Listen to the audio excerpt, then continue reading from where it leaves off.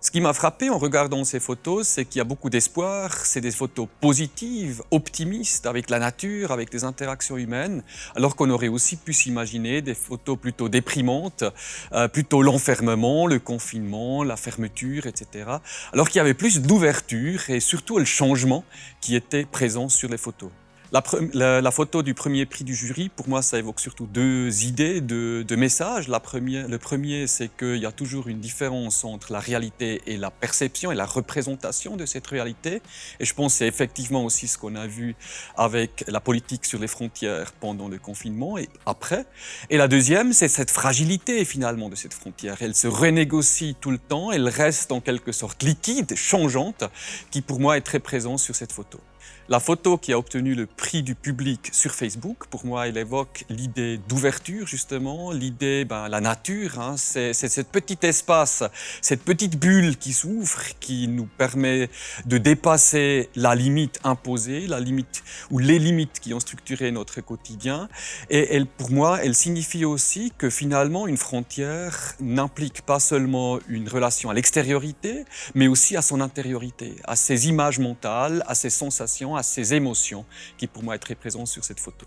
La photo qui a obtenu le premier prix du public sur Instagram, pour moi, elle est typique justement des photos qui ont été soumises parce qu'elle signifie d'ouverture.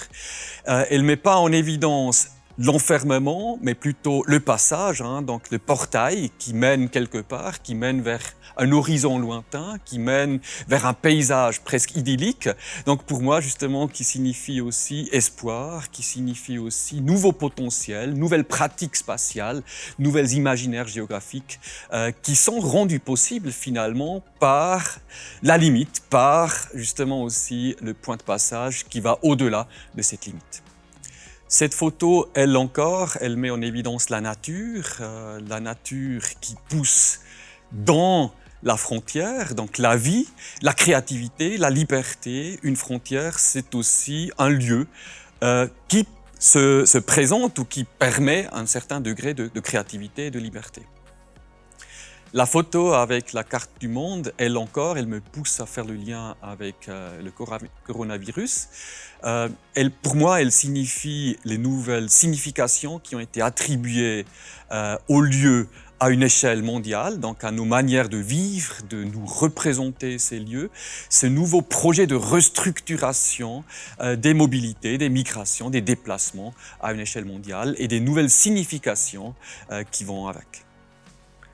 Alors cette photo, c'est la seule qui fait explicitement et visuellement le lien avec le coronavirus. Et pour moi, elle est effectivement très forte parce qu'elle met en évidence d'un côté ces frontières du quotidien, hein, ces barrières qui ont été installées un peu partout, aussi autour et à l'intérieur de l'université à un moment donné. Donc des portes qui se sont fermées, qui se sont ensuite réouvertes pour certains, pas pour d'autres. Donc aussi la flexibilité, la liquidité du régime de contrôle qui a été imposé, qui a été véhiculé par donc la politique contre le coronavirus.